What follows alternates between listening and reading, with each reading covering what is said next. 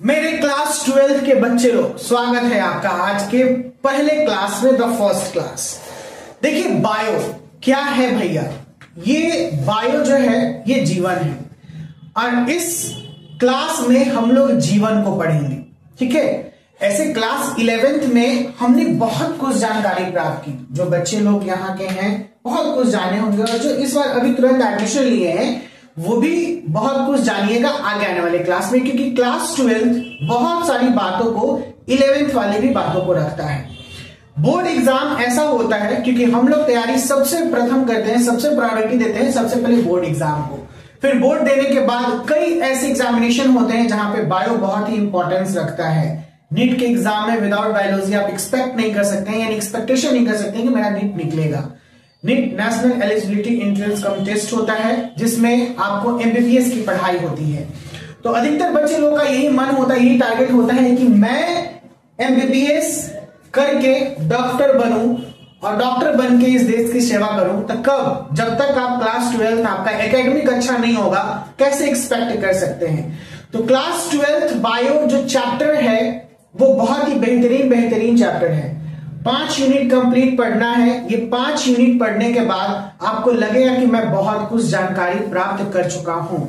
इसमें सबसे पहला यूनिट है रिप्रोडक्शन, जो 4 चैप्टर को रखता है। सेकेंड यूनिट है आपका जेनेटिक्स एंड इवोल्यूशन, जो 3 चैप्टर को रखता है। थर्ड यूनिट है बायोलॉजी इन ह्यूमन वेलफेयर, ये भी 3 चैप्टर को रखता है, 4 3 7 और 7 3 10। And the last unit biotechnology जो है वो 2 चैप्टर को रखता है, 10 2 12। और लास्ट यूनिट जो है 4 चैप्टर को रखता है, इन्वायरमेंट इकोलॉजी से रिलेटेड सारी बातों को करेगा। तो हमारा ये टोटल 16 चैप्टर है, लेकिन एनसीईआरटी के न्यू सिलेबस के अकॉर्डिंग हमें पढ़ना है केवल 13 चैप्टर। 3 चैप्टर को एलिमिनेट कर दिया गया है और खास करके नीट भी आपका ये एलिमिनेटेड पोर्शन को हटा दिया है। लेकिन एक बात जानने के लिए है आपको, ये पोर्शन हटाया हुआ उतना ही इंपॉर्टेंट है जितना पहले था। अगर उसे छोड़ते हुए बढ़ते हैं हम लोग तो हम लोग कई हिस्सों को छोड़ेंगे। तो ऐसा नहीं करना है, ऐसा नहीं घबराना है। हम लोग को पढ़ना है 13 चैप्टर, लेकिन हम लोग पढ़ेंगे 16 चैप्टर ही। कैसे 16 चैप्टर पढ़ेंगे? जहां पे जरूरत पड़ेगा, क्योंकि सिलेबस 100% आपका है कि अक्टूबर से नवंबर तक सिलेबस एंड हो जाता है। अगर अभी स्टार्ट हो रहा है, क्योंकि ये फेब है, आज फेब का 11 फेब को मैं ये बैच स्टार्ट कर रहा हूं और उम्मीद है कि आपका अक्टूबर से नवंबर तक बहुत बच्चे लोग का जो कुछ प्रॉब्लम होता है, जैसे कुछ गायब हो गए, गैप हो गया, कुछ बच्चे लोग बहुत लेट से भी आते हैं सितंबर वगैरह में, तो इसके वजह से क्या होता है कि सिलेबस को थोड़ा स्लो मूव में लेके चलना पड़ता है। लेकिन वो टीचर के हाथ में होता है, इसमें ये मेरे हाथ में है कि हमको कब सिलेबस को फास्ट करना है, कब स्लो करना है। अगर मैं दम लगा दूं तो पूरा किताब 1 महीने में खत्म कर दूं आपको अच्छा से पढ़ा के, अगर मैं चाहूं तो ये 10 महीने में भी खत्म कर सकता हूं। तो ये डिपेंड करता है मेरे ऊपर। बाकी आप लोगों को हमेशा इस क्लास में मौजूद रहना है, क्लास नहीं छोड़ना है, क्योंकि बायो का ईच एंड एवरी सेक्शन बहुत ही इंपॉर्टेंट है। इसमें जो मैंने आपको 5 यूनिट का नाम लिया है, ये 5 यूनिट समझिए कि एकदम वीवीआई है। अभी रिसेंट 2025 के एग्जामिनेशन जो हुआ है बोर्ड का, उसमें कई क्वेश्चंस ऐसे थे जो चैप्टर 1 से लिए गए हैं। जैसे कि लाइफ स्पैन का एक क्वेश्चन था, मैं बताऊंगा इसमें देगा, मैं अभी चैप्टर 1 ही आप लोगों को स्टार्ट करूंगा। और आपके साथ जो रिप्रोडक्शन यूनिट है, ये समझिए कि रामबाण अभी सिद्ध हो रहा है। मैंने पहले ही प्रिडिक्ट कर दिया था अपने बच्चे लोगों को कि रिप्रोडक्शन यूनिट से बहुत ज्यादातर वेटेज रखे हुए हैं। एमसीक्यू तो पूछो ही मत कितना है, मैंने इसका एनालिसिस कर दिया, मैंने इसका सॉल्यूशन भी दे दिया है। एग्जामिनेशन का जो 2025 में हुआ है बायोलॉजी का, उसका मैंने टोटल एमसीक्यू सॉल्यूशन दे दिया है। सिर्फ बच्चा सब्जेक्टिव उसको एनालाइज करके फिर फाइनली आप लोग का जो इस बार 2026 में एग्जामिनेशन होगा उसके बारे में मैं अच्छे से बताते चलूंगा और आप लोगों को समझाते चलूंगा कि कौन कौन से चैप्टर से क्या क्या वेटेज आ सकता है। और बेहतरीन चाहूंगा कि आप लोग का एग्जामिनेशन बायोलॉजी 100 आउट ऑफ 100 जाए, नहीं तो मिनिमम तो 90 जरूर लेके आइए, ठीक है। 90 से कम नहीं तो फिर बहुत बड़ा गम हो जाएगा आपके साइंस सर को, ठीक है। तो कम से कम 90 लाना है भैया। आज हम लोग अपने सबसे पहले अध्याय को शुरू करेंगे बायो में, हम लोग अपने पहले चैप्टर को। तो चलिए स्टार्ट करते हैं बायो का पहला चैप्टर।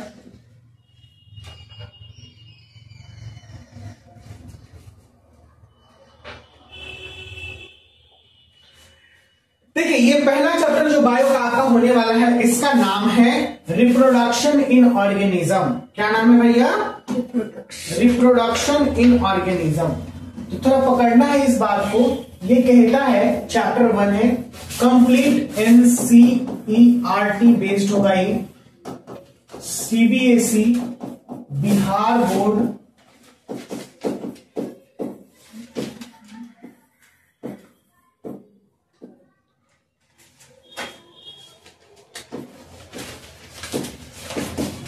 प्लस जो भी अदर बोर्ड है, लगभग सबका सिलेबस आपका कहां से होके गुजरता है, एनसीईआरटी से होके गुजरता है। आईसीएसई बोर्ड का थोड़ा सा सिलेबस डिफर रखता है, लेकिन कहीं ना कहीं हम लोग इसी से होके गुजरेंगे, क्योंकि 11-12 के भी पोर्शंस में नीट का जो है आईसीएसई के लेवल के स्टूडेंट का भी एनसीईआरटी ही कंप्लीट पैकेज रहता है और एनसीईआरटी ही पढ़ना होता है।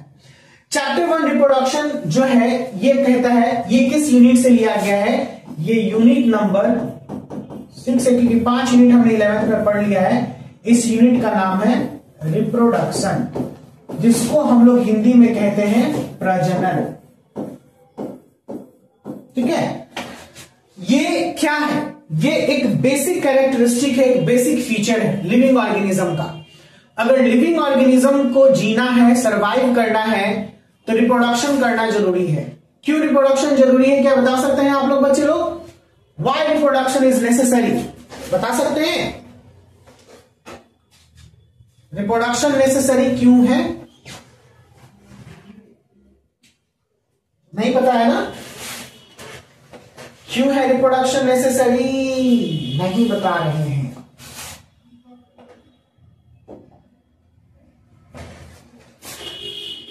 रिप्रोडक्शन नेसेसरी क्यों है?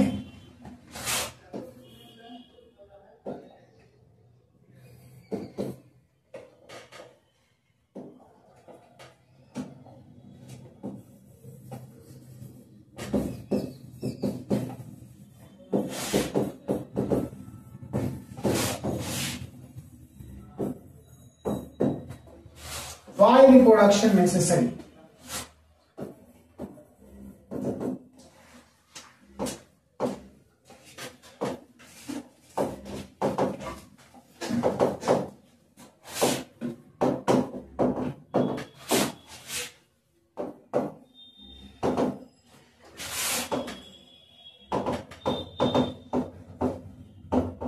ये एकदम बेसिक सा प्रश्न था जो मैंने अभी आपसे किया, बहुत बेसिक था, बहुत पहले से पढ़ते आना है कि कहता क्या है। कहता है कि वाई रिप्रोडक्शन नेसेसरी, नेसेसरी क्यों है रिप्रोडक्शन, प्रजनन आवश्यक क्यों है, क्यों जरूरी है? क्योंकि प्रजनन आवश्यक है हमें अपने अस्तित्व को बनाए रखने के लिए और कंटिन्यूटी ऑफ लाइफ, जीवन को लगातार बनाए रखने के लिए, और देयर एग्जिस्टेंस, इसके अस्तित्व को बनाए रखने के लिए। इमेजिन कीजिए कि ये एक चूहा है, ठीक है? ये चूहा आगे जाके इस चूहिया से प्रजनन नहीं करता है, ठीक है? इसका प्रजनन रुक गया, स्टॉप हो गया, तो क्या ये बच्चा को जन्म देगा? नहीं देगा। इसी तरीके से हम लोग बात करते हैं कि ह्यूमन का जो रिप्रोडक्शन कैपेसिटी है आज खत्म हो गया। डायरेक्ट एक ही शब्द में मैं कहता हूं कि ह्यूमन का रिप्रोडक्शन कैपेसिटी आज खत्म हो गया, यानी अब वो रिप्रोड्यूस नहीं करेगा, बच्चे को जन्म नहीं देगा। तो जो भी जनरेशन है एक समय में यहीं पे आकर स्टॉप हो जाएगा और आगे जाके ये क्या हो जाएगा, ह्यूमन का एग्जिस्टेंस खत्म हो जाएगा, यानी हमारा अस्तित्व खत्म हो जाएगा। हमारा अस्तित्व क्यों बढ़ते जा रहा है?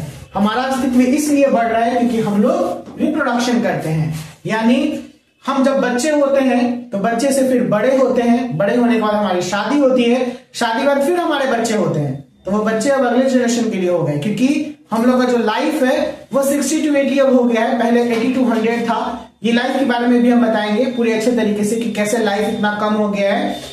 तो एक समय में 60 या 80 सालों तक ही अगर लाइफ रहेगा तो 80 सालों के बाद जीवन खत्म हो जाएगा। अगर प्रजनन नहीं हुआ, अगले जनरेशन के लिए हमने बच्चे को जन्म नहीं किया, तो फिर अस्तित्व ही खत्म हो जाएगा। समझ में आया? तो इसीलिए रिप्रोडक्शन इसलिए जरूरी है क्योंकि लाइफ को बनाए रखने के लिए और एग्जिस्टेंस, अपने अस्तित्व को बनाए रखने के लिए। ह्यूमन का एग्जिस्टेंस हो चाहे किसी भी चीज का, हर एक जीव, जितना भी दुनिया में लाइफ है, ठीक है, जो भी लाइफ है, इवन प्लांट से लेके छोटे इंसेक्ट से लेके बड़े बड़े जानवर तक क्यों ना ले लीजिए, उनका एक बेसिक फीचर है, क्या है भैया? रिप्रोडक्शन। क्या है? रिप्रोडक्शन। अगर रिप्रोडक्शन वो नहीं करेगा तो वो मर जाएगा।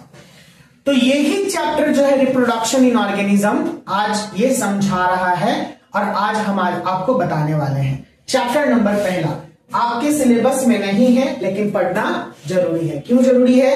क्योंकि बोर्ड के एग्जामिनेशन में आपका इससे प्रश्न किया है। बोर्ड के एग्जामिनेशन में इस बार बिहार बोर्ड के एग्जाम में इस बार प्रश्न किया है। वो प्रश्न था, बता देता हूं कौन सा प्रश्न है, ध्यान दीजिएगा। ये प्रश्न है आपका, ये प्रश्न है लाइफ स्पैन, ठीक है ना?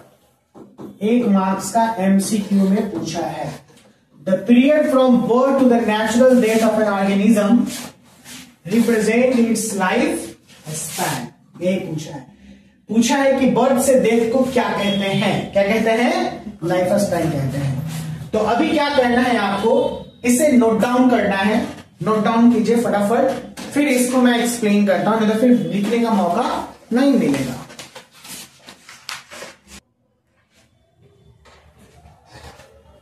तो स्टूडेंट्स आते हैं इस कंप्लीट से सेक्शन के ऊपर, इसको एक्सप्लेन करते हैं और जानते हैं क्या कि ये चैप्टर हमारे साथ क्या बात करने वाला है। चैप्टर कहता है कि मैं हूं रिप्रोडक्शन इन ऑर्गेनिज्म। चैप्टर क्या कहा? कि मैं हूं रिप्रोडक्शन इन ऑर्गेनिज्म। मैं कहता हूं कि रिप्रोडक्शन एक बायोलॉजिकल प्रोसेस है, यानी जैविक प्रक्रिया है। बायोलॉजिकल प्रोसेस का मतलब क्या होता है? जैविक प्रक्रिया, जो जीवन ही करेगा। अगर इस पेन को कह दे कि रिप्रोड्यूस करो तो नहीं करेगा ये, कहे कि ये अजीब है, नॉन लिविंग थिंग है। नॉन लिविंग थिंग कभी भी रिप्रोड्यूस नहीं करता है, रिप्रोडक्शन नहीं होता है उसमें। ऑफ फॉर्मेशन, अब क्यों रिप्रोडक्शन करेगा? बायोलॉजिकल प्रोसेस के दौरान में क्या फॉर्मेशन हुआ? एक न्यू ऑफ स्प्रिंग का फॉर्मेशन हुआ। किसका फॉर्मेशन हुआ? न्यू ऑफ स्प्रिंग का। किससे? फ्रॉम प्री एग्जिस्टिंग ऑर्गेनिज्म से। तो अगर आपसे कोई पूछेगा तो आपको यहीं तक लिखना है, यहीं तक बताना है। Reproduction is a biological process of new offspring from the pre, मतलब formation of new offspring from the preexisting organism. Preexisting organism से एक न्यू ऑर्गेनिज्म के बनने की प्रक्रिया को हम लोग क्या बोलते हैं? क्या बोले हम लोग? नहीं बोलोगे? आदमी ए, मेल,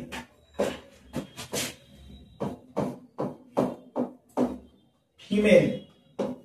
फीमेल की टंगड़ी कैसे होगी?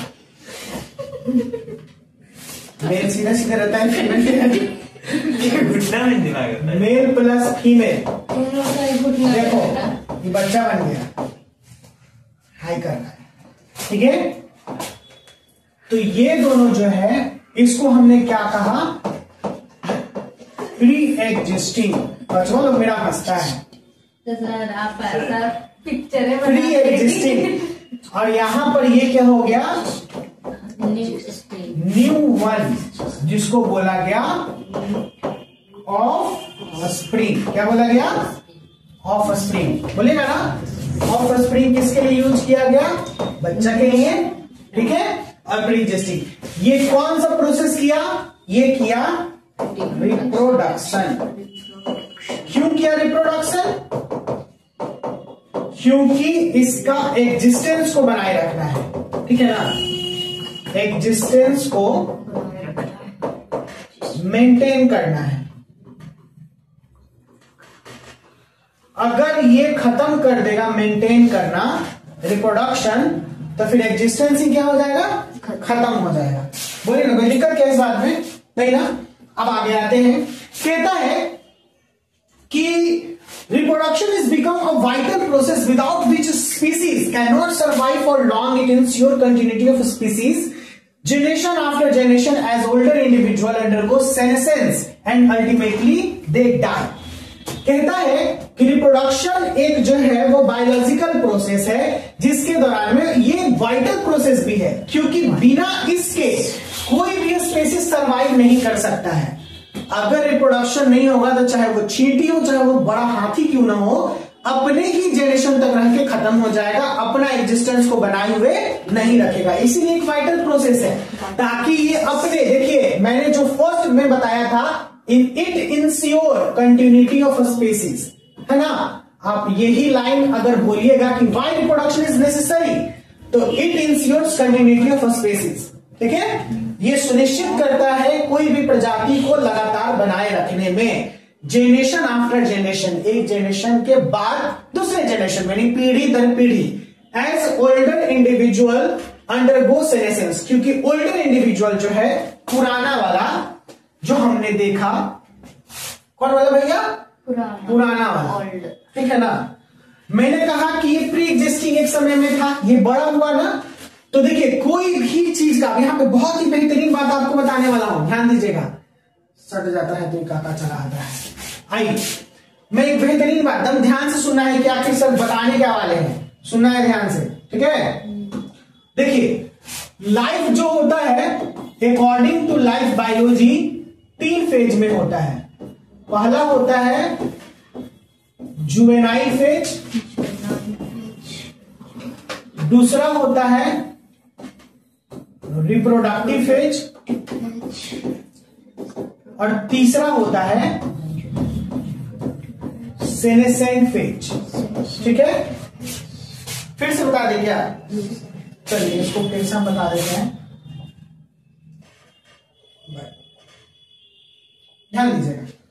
हमने कहा कि कोई भी लाइफ का 3 फेज होता है, 3 phases of life.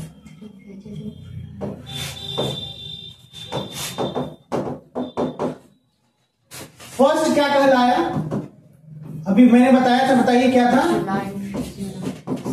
Juvenile phase. कौन फेज? जुवेनाइल। सेकेंड मैंने क्या बताया? Reproductive phase.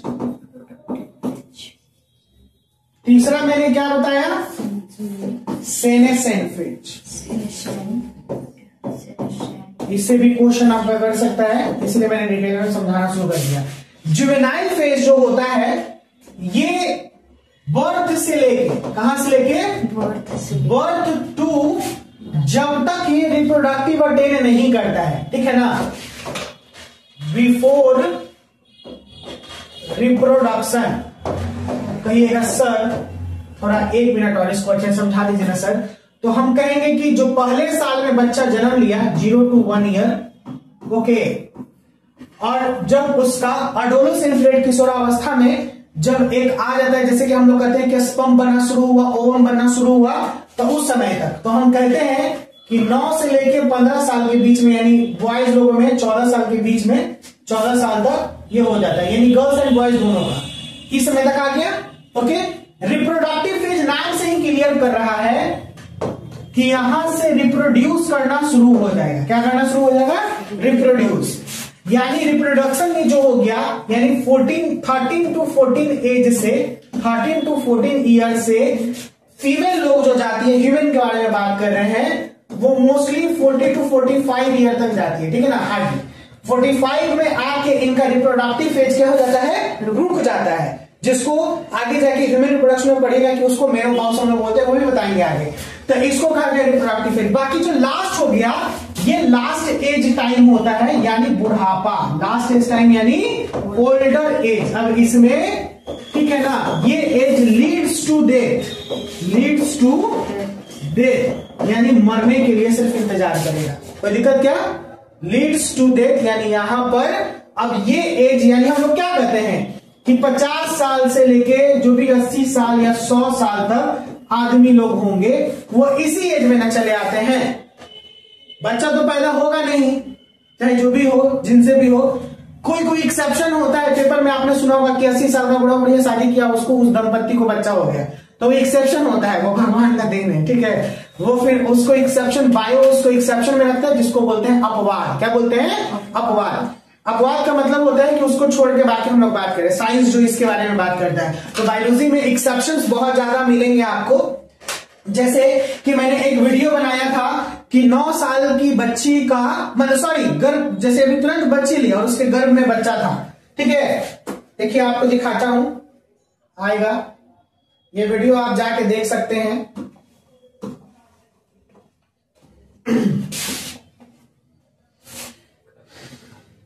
क्या बोल रहा हूं? देखिए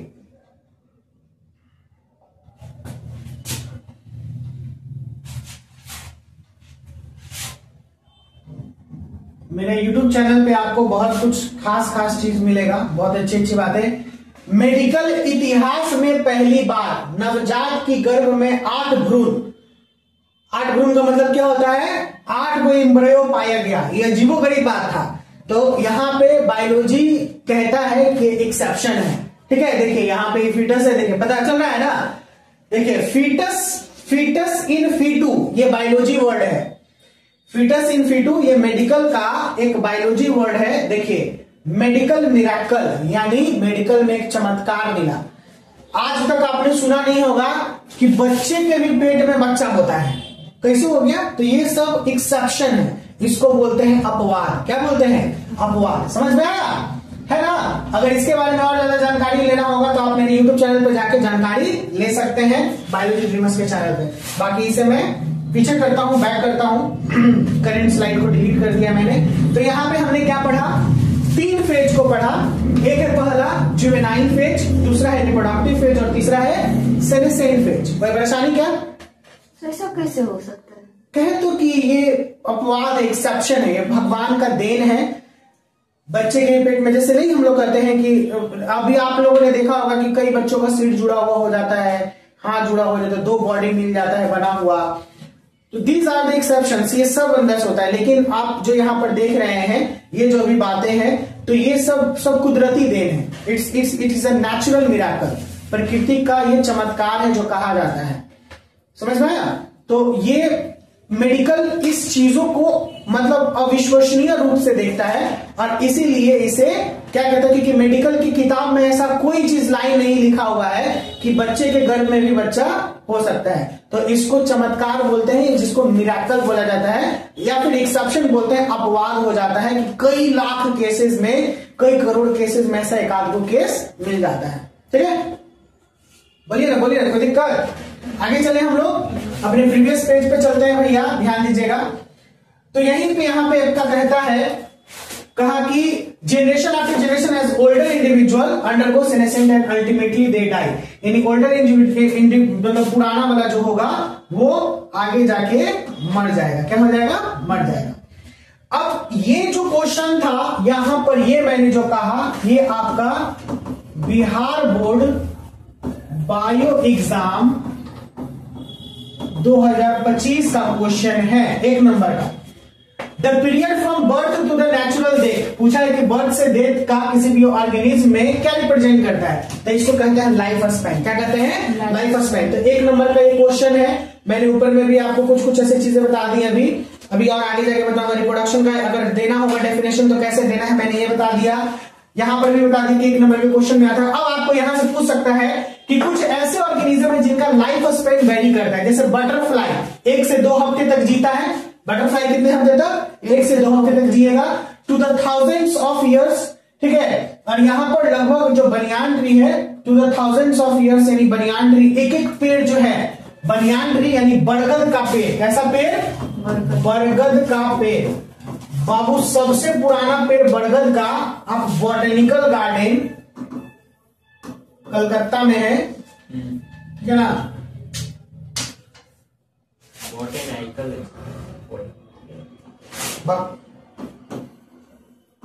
तुमको नहीं बोले बाप, बॉटनिकल गार्डन, हर में गड़बड़ हो जाता है ना। ये IBG बोलते हैं, इंडियन बॉटनिकल गार्डन नाम है, कलकत्ता में। वहां पे बहुत पुराना बनियान ट्री हजारों साल पुराना मौजूद है। तो कोई बनियान का पेड़ जो है लिविंग ऑर्गेनिज्म हजारों साल भी पुराना रहता है, उसका लाइफ स्पैन है। लाइफ स्पैन का मतलब होता है जीवन काल। रिप्रोडक्शन कितने प्रकार के, रिप्रोडक्शन 2 प्रकार के। कितने प्रकार के, 2।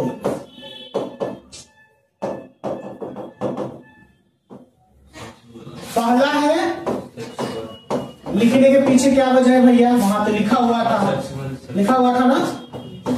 लिखने के पीछे वजह है कि मैं बताना चाहता हूं कि बायो में ए का मतलब होता है नो, ठीक है ना। यानी यहां पे नो सेक्स इन्वॉल्व। क्या होगा, सेक्स इन्वॉल्व नहीं होगा, कोई दिक्कत। और यहां पे सेक्स इन्वॉल्व होगा। तो यहां पर जब सेक्स इन्वॉल्व होगा, मेल प्लस फीमेल की जरूरत पड़ेगी ना, ठीक है, और यहां पे नहीं होगा तो इसमें एक ही इंडिविजुअल, वन इंडिविजुअल ही अपने ऑफस्प्रिंग को प्रोड्यूस कर देगा। आसानी था ना, कितना आसानी से चल रहा है, नहीं सब समझ में आया अच्छे से? ठीक, देखिए ये जो फिगर मैंने बनाया है, ये फिगर है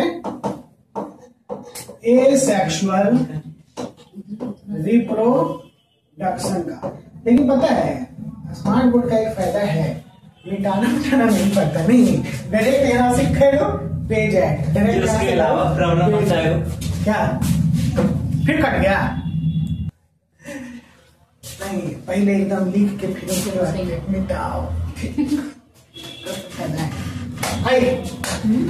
यहां पर कोई दिक्कत नहीं। आगे आते हैं पिछले सेशन पे फिर से। देखिए कहता है, अब देखिए ये यहां पर जो है ना, ये बहुत ही इंपॉर्टेंट चौथा नंबर पॉइंट, हालांकि तीसरा अभी तक नहीं बताया, तीसरा ध्यान दीजिएगा।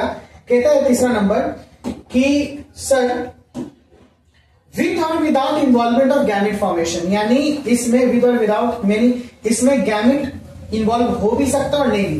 गैमेट का मतलब होता है, चलिए विद और विदाउट गैमेट। आगे आते हैं ऑफस्प्रिंग। देखिए these are 4 number is the very VVI, MCQs निकाल सकता है यहां से, शॉर्ट नंबर का क्वेश्चन दे सकता है, सब्जेक्टिव में 2 नंबर का, तो इसे भी इंपॉर्टेंट कर लीजिएगा। 2 मार्क्स का क्वेश्चन आ सकता है, 2 मार्क्स प्लस 1 मार्क्स, ठीक है ना। एमसीक्यू 1 मार्क्स का रहता है, 2 मार्क्स का।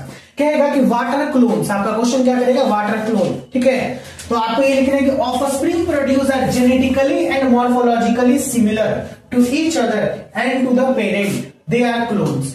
जो ऑफस्प्रिंग प्रोड्यूस होता है, जैसे देखिएगा, ध्यान दीजिएगा, ये ऑफस्प्रिंग है, ठीक है ना, यानी ये बच्चा है, ये जेनेटिकली और मॉर्फोलॉजिकली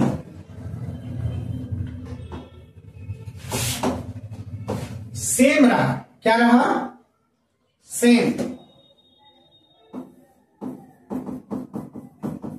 तो इसे हम लोग एक नाम देते हैं, वो नाम है आपका क्या भैया, इसको बोलते हैं क्लोन। क्या बोलते हैं?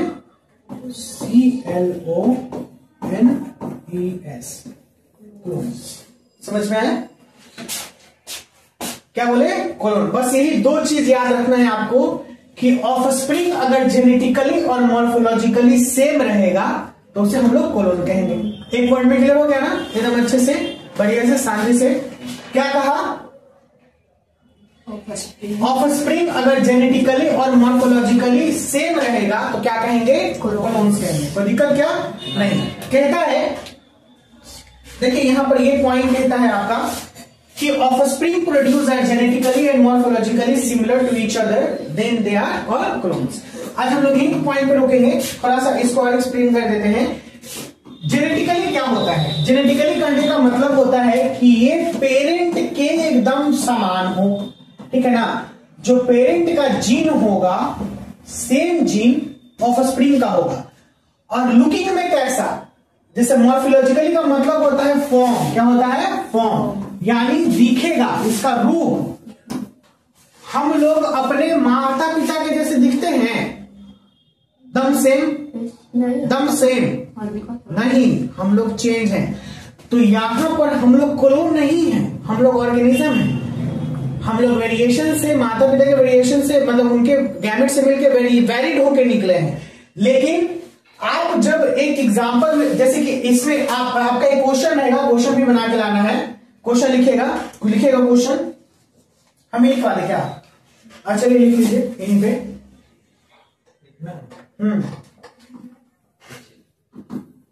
Which one is the first clone in the world? इस विश्व में सबसे पहला क्लोन कौन था? ये बताना है, नाम लिखना है और बता देना है, ठीक है। इसको लिख के लगेगा, लेकिन हालांकि मैं आपको बता देता हूं इसका आंसर। कहिएगा सर क्यों बता रहे हैं, छोड़ दीजिए ना। नहीं तो आप लोग को इसके बारे में लिख के लाना है। यह है डॉली द शिप, ठीक है ना, डॉली द शिप। शिप का मतलब भेड़, ये भेड़ में पहले मर गए भी। तो ये पेरेंट के जेनेटिकली भी सिमिलर होगा और फॉर्म में भी, रूप में भी ये सिमिलर दिखेगा। क्या दिखेगा? रूप में भी सिमिलर दिखेगा। कोई दिक्कत? यानी एकदम हूबहू उसी के जैसा जैसा पहले है। हम लोगों के समय में एक सीरियल चलता था जिसका नाम था शक्तिमान। आप लोगों को भी पता है, ज्यादा जनरेशन गैप नहीं है तो शक्तिमान अभी भी देख सकते हैं। आप लोग को देख रहे हाथ कर रहा है तो शक्तिमान में एक उसी में एपिसोड आया था क्लोन वाला, यानी सेम क्लोन बना बना के पूरा एकदम किसी को मार दे। सेम क्लोन से बहुत बड़ा दिक्कत हो सकता है ना। आप जुड़वा मूवी को देखे होंगे, जुड़वा में सलमान खान बेचारा निमन वाला खराब वाला कांड करता है, निमन वाला पकड़ा जाता है, सब उसको धो देता है। कई ऐसे मूवी में आपने देखा होगा कि जो जुड़वा बच्चे होते हैं उनमें तो आइडेंटिकल ट्विन से, आपको आइडेंटिकल ट्विन से भी एक क्वेश्चन किया है रिप्रोडक्शन यूनिट से ही है कि आइडेंटिकल ट्विन्स कैसे बनते हैं। तो जब ह्यूमन रिप्रोडक्शन पढ़ाऊंगा तो वो बताऊंगा। तो आज हमने देख लिया क्लोन को। आज हमने क्या क्या पढ़ा? आज का सेशन हम लोग यहीं पे एंड करेंगे क्योंकि समय भी हो गया है, आज बहुत ज्यादा क्लास लेनी है। हमने स्टार्ट किया चैप्टर नंबर 12 का सबसे पहला, क्लास 12 का सबसे पहला number chapter reproduction in organism. Reproduction in organism में हमने सबसे पहले क्वेश्चन पढ़ा कि रिप्रोडक्शन क्यों जरूरी है। क्यों जरूरी है रिप्रोडक्शन? कंटिन्यूटी को बनाए रखने के लिए और इंश्योर्स करने के लिए कि एग्जिस्टेंस बना रहे, इसलिए जरूरी है। रिप्रोडक्शन क्या है? रिप्रोडक्शन डेफिनेटली एक प्रीवियस प्री एग्जिस्टिंग ऑर्गेनिज्म से ऑफस्प्रिंग प्रोड्यूस करने की प्रक्रिया है, बेसिक फीचर है। ये कोई भी लाइफ का कितने प्रकार के होते हैं? 2 प्रकार के। कौन कौन? एसेक्सुअल और सेक्सुअल। एसेक्सुअल क्या होता है? सिंगल पेरेंट, ठीक है, सिंगल पेरेंट। और सेक्सुअल में क्या होता है? 2 पेरेंट्स, मतलब डबल इंडिविजुअल और इन्वॉल्व ऐसे करके। फिर हमने कोलोन पढ़ा और बहुत अच्छे सेशन आज ले लिया। हालांकि ज्यादा नहीं किया है, आज और ज्यादा लेके चलना चाहिए था। हालांकि अभी ये पूरा खत्म कर देना चाहिए था हमको। ठीक है, तो चलिए मैं चलो बाय बाय, मिलते हैं अगले क्लास में न्यू सेशन के साथ। Take care. अगर वीडियो पसंद आए तो जरूर लाइक कीजिएगा, चैनल को सब्सक्राइब कर लीजिएगा।